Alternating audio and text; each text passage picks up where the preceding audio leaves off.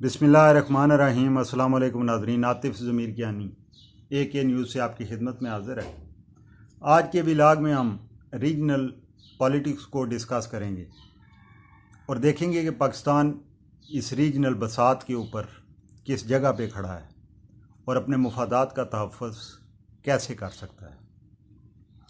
नाज़रीन इकराम, चाइना के ऊपर पूरी दुनिया से कोरोना की वजह से जब सबसे पहले सदर ट्रंप ने चाइना के ऊपर अंगुश्त नमाई की तो उसके बाद उनके अलाइज की तरफ से ये आवाज़ें आना शुरू हुई कि चाइना ही इस वबा का मूजब है। गलती सारी की सारी चाइना की है तो चाइना को पूरी दुनिया को पे बैक करना चाहिए। चाइना ने इन इल्ज़ामात की बड़ी सख्ती के साथ तरदीद की। सिर्फ तरदीद ही नहीं की बल्कि चाइना ने फर्स्ट टाइम पूरी दुनिया में अपनी तारीख़ में पहली दफ़ा किसी मुल्क को अब्यूजिंग लैंग्वेज, अब्यूजिंग वर्ड के साथ मुखातिब किया। ऑस्ट्रेलिया को चाइना ने कैंगरू, अमेरिका का बगल बच्चा और इसके अलावा ऐसे अलकाबात से भी नवाजा कि मैं अपने व्लॉग में उसका जिक्र करना भी बायसे शर्मिंदगी समझता हूँ। अमेरिका के साथ बाकी अलाइज कौन कौन से थे? बड़े बड़े अलाइज में इंडिया था, जापान, अमेरिका बजाते खुद, इसके अलावा चंद यूरोपीय ममालिक थे और ऑस्ट्रेलिया, जिन्होंने चाइना के ऊपर ये दबाव बढ़ाया। चाइना ने इसके काउंटर में बहुत सख्त रद्द अमल दिया ताइवान की वजह से कि ताइवान चाइना का हिस्सा नहीं है। इस बात को मेक श्योर करने के लिए चाइना के अगेंस्ट करारदाद लाने के लिए कॉन्फ्रेंस में बाकायदा उसकी प्लानिंग की गई, उसकी लॉबिंग की गई, लेकिन चाइना ने कमाल महारत के साथ इस सारी की सारी कॉन्फ्रेंस को हाईजैक कर लिया और अपने अगेंस्ट वो करारदाद ना आने दी। इस वक्त वो तमाम आवाज़ें जो कि चाइना के अगेंस्ट बोली जा रही थी कि चाइना को पे बैक दुनिया को करना चाहिए, वो सारी की सारी आवाज़ें खामोश हो चुकी हैं और एक सर्द जंग का आगाज़िया है। और इसी आगाज़िए की कड़ी ही है जो आपको हमारे लद्दाख, कश्मीर या नेपाल, ये इस रीजन के अंदर चाइना की इंडिया के साथ, इंडिया की नेपाल के साथ जो सरहदी झड़पें हैं वो होती दिखाई दे रही हैं। इंडिया चूंकि अमेरिका का एलाई है और अमेरिका के कहने पे ही ये सब कुछ हो रहा है। इंडिया ने नेपाल के बॉर्डर के ऊपर एक सड़क तामीर करने की कोशिश की। नेपाल ने बहुत सा रद्द अमल दिया।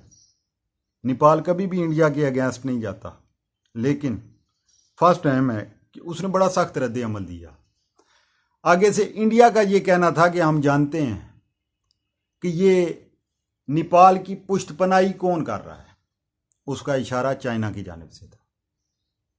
फिर कारगिल के बाद फर्स्ट टाइम चाइना ने लद्दाख में अपनी फ़ौजें उतार दी। 5000 उसके फौजी जवान बॉर्डर से 5 किलोमीटर अंदर के सारे इलाके को कैप्चर करके बैठे हुए हैं।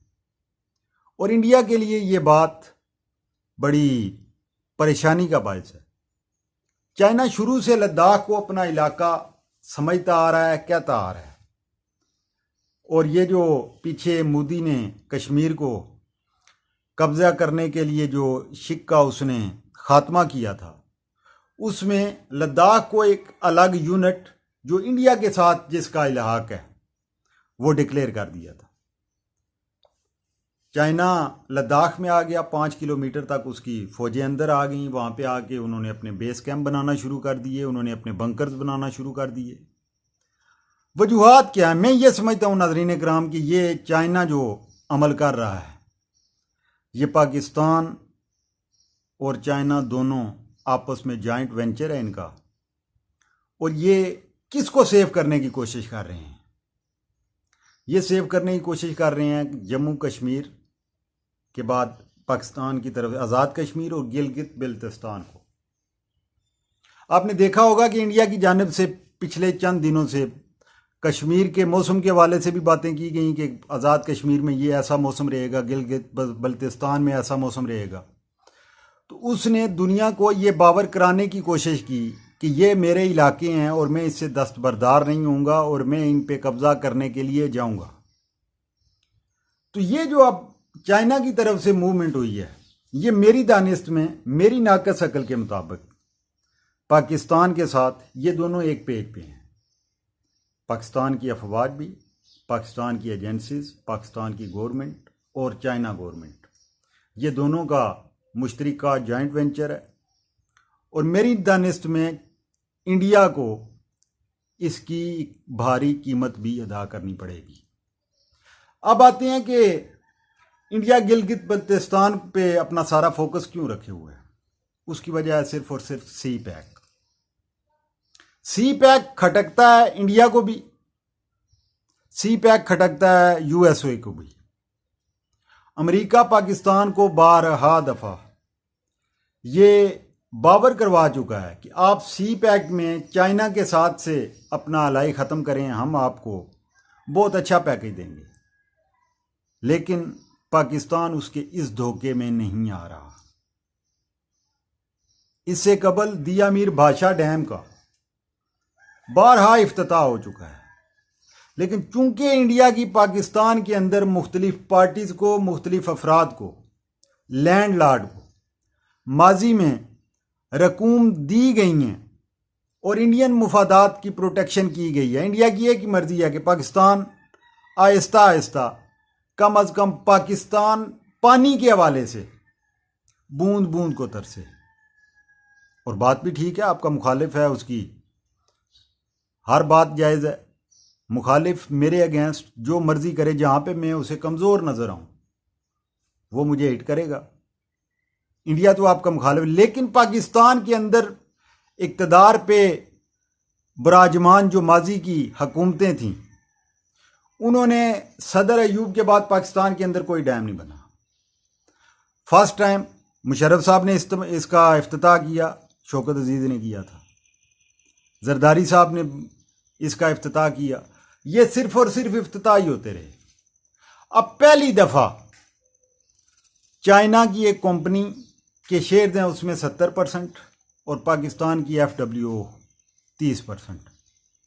ये दोनों वो दिया मीर बादशाह डैम को बनाने जा रही हैं।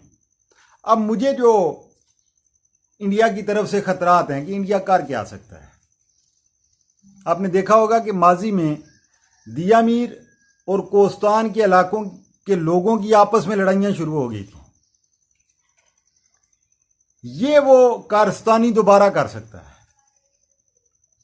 मैं दिया मीर, गिलगित बिल्तिस्तान के लोगों को और कोस्तान के मुहिब्बे वतन लोगों को ये अपने विलाग में इल्तिजा करता हूँ कि खुदारा दुश्मन की इस चाल को मिलकर यकमुश्त होकर आप लोगों ने नाकाम बनाना है।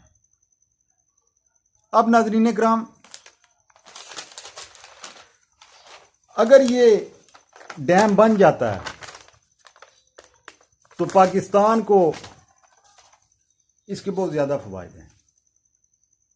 तवानाई में पाकिस्तान खुद कफ़ील अगर हो जाए, ज़राअत में पाकिस्तान, अगर जो पाकिस्तान का पानी इस वक्त कम हो रहा है, इंडिया डैम पे डैम बनाए जा रहा है उसके ऊपर, पाकिस्तान के पानियों के ऊपर, तो कम अज़ कम दिया मीर बादशाह डैम अगर बनेगा तो इंडिया उसका रास्ता नहीं रोक सकता।